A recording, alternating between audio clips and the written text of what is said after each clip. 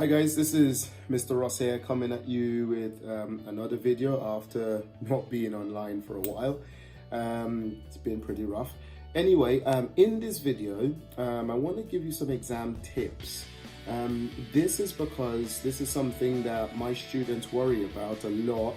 How do they face their exams? And I'm going to be focusing the tips on maths. Now, you can use the same tips for other exams that you're doing, I guess, but I can only tell you about maths because that's what I do.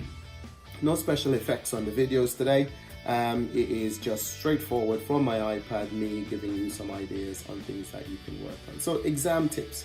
I'm going to be focusing on three separate things. What to do before the exam, during the exam, and after the exam.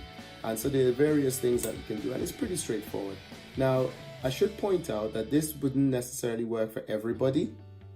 It's worked for me.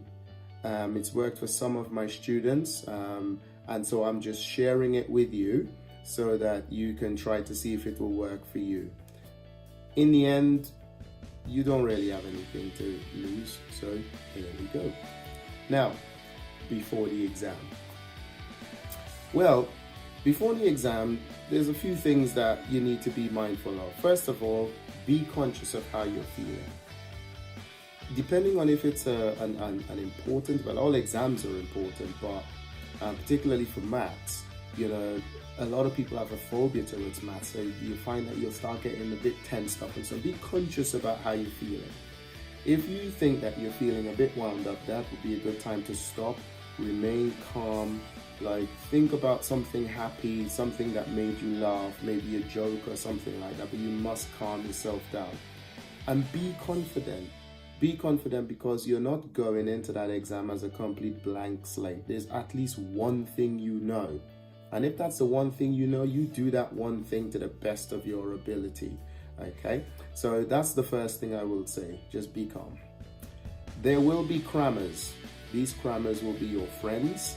There will be other people that's just sitting around with textbooks or exercise books in their hands going, oh, can you remember the quadratic formula? Or whatever the case may be. You need to be away from those people. So I would say don't even be in earshot of them. If you have a nice noise cancelling headphones, put that on and just start jamming to some music to, you know, again, keep yourself calm. But don't hang around anyone at all who is revising before the exam. Why? Well, let's put it this way. You've studied for this exam for 2 to 4 years. If you didn't know it in that time, you're not going to know it 5 minutes before the exam starts. So there is no point in cramming at all. The other thing is you run the risk of going into the exam only thinking about that thing that you just crammed and then not being able to concentrate on other things you needed to remember. So you might suffer from what we call like a brain freeze or mind block, you know, where simple things that you can do any day of the week, you now can't do because you've just been revising something and that's the last thing in your mind. So I would say don't even bother coming anywhere near anyone that's cramming. Okay, so you're nice and calm. You look at your seating plan, you know where you're going to be seated in the hall or wherever it is. And now it's time for you to go in. Now we're going to go into the second part, which is now about what to do during the exam. The minute you walk into the doors of that hall, you are in exam conditions. You have started your exam. Even though you don't have your paper in front of you, you've started, okay? So you go and you find your seat. You have a few, you know, minor things, well, major things really that you have to do. They are very important. You know, do this first, obviously with permission. Some examiners will wait and tell you when to do it. Some will tell you do it as soon as you're sat down, which is write your name, your center number, your candidate number, and probably read the rubric, which is the information that tells you about the equipment you need and how to do this exam. Okay, so probably spend some time doing that until they actually give you the go-ahead to open the paper. During this time, again, be conscious of how you're feeling. If you're starting to get a bit wound up, you know, this is the time to probably do a bit of breathing exercise or think of that joke or that happy place, you know, that you would have thought of before. Okay, so I would say just go straight into that. Okay, now it's time for you to start the exam. The examiners have now said it's 9 o'clock or whatever the time is, begin. When you're about to begin this exam, again, be mindful of what's going on in your head. This is what I would say, okay? And this is what's worked for me anyway. If you believe in a higher power than yourself, a god of some sort or whatever, now would be the time to make contact with that being. If you don't, that's fine as well. You know, whatever it is that you normally do, you know, you do that then. But like I said, if you believe in a higher power or whatever, you know, that's the time for you to spend a couple of minutes and pray. Don't worry too much about the fact that they've given the start and you haven't started. Okay, you're not losing any time here. This is for you to be in the right frame of mind mentally before you put pen to paper. This is your life you're talking about here. Don't throw it away. Okay, so this is the time to do that. When you finish having your couple of minutes of speaking to your higher being that you believe in or not, this bit is important as well. Take time to go through the exam paper. Don't just begin at number 1. Flick through every single question. Probably skim read it. And then just start ticking off the ones you know for sure you're going to get full marks on. Okay? If you know for sure you know this topic inside out, back to front, tick that topic off. Just tick it off. Get all the way to the end.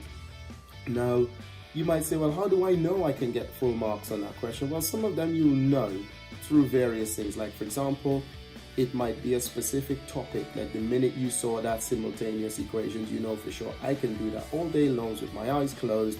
I'm ticking that off. So you tick that off straight away.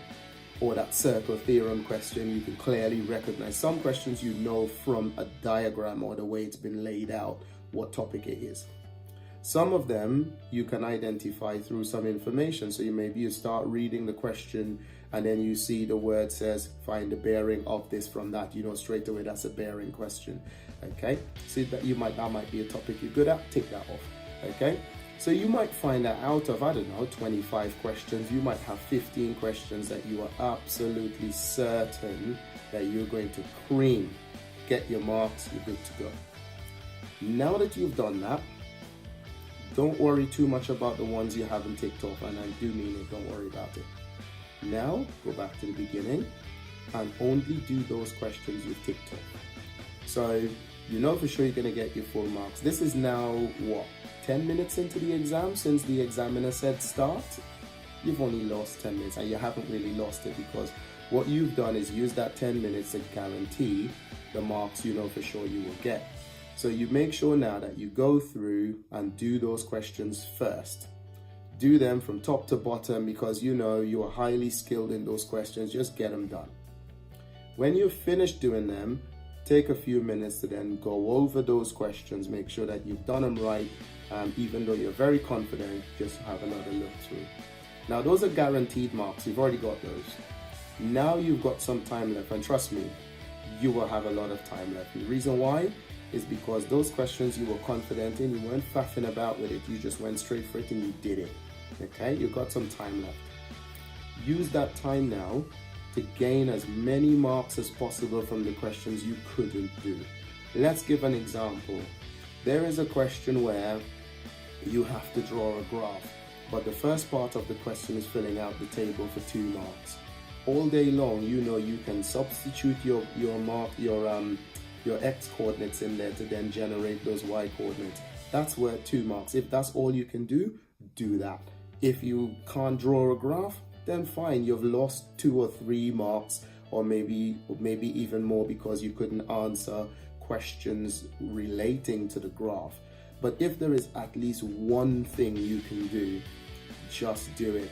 So you're going through a question and it says, prove that. They give you a bunch of words and so on, and then they say, okay, prove that this information comes down to this quadratic. Or it might be a very convoluted expression where they say you have to then simplify it to this new expression that they've got down at the bottom. let's say you couldn't do that part. Okay, fine, you've lost those marks. However, the third part or the second part of the question will require you to use the answer from the part that they've just given you the answer to. Then use that answer to solve the rest. And that's what I mean when I say get as many marks as possible that you can get from the question. Okay? Don't leave anything blank. Anything you've left blank is guaranteeing you no marks at all. Some questions would even give you a mark just for writing a formula down. You see this complicated diagram where they said you have to find, I don't know, the total surface area or something like that. But you recognize one of those faces is a square and you've got all the information you need. Go and find the area of that square, okay? Because that could be a mark. So the game you're playing now is get as many marks as possible and top those marks up. And all of those add up to your final grade. Okay, so now you're finished with that. Have another check over, and then once you finish checking that over, it's now time. The exam is pretty much nearly finished. Now, I mentioned the rubric at the beginning of this second part. Now I want to attack the rubric.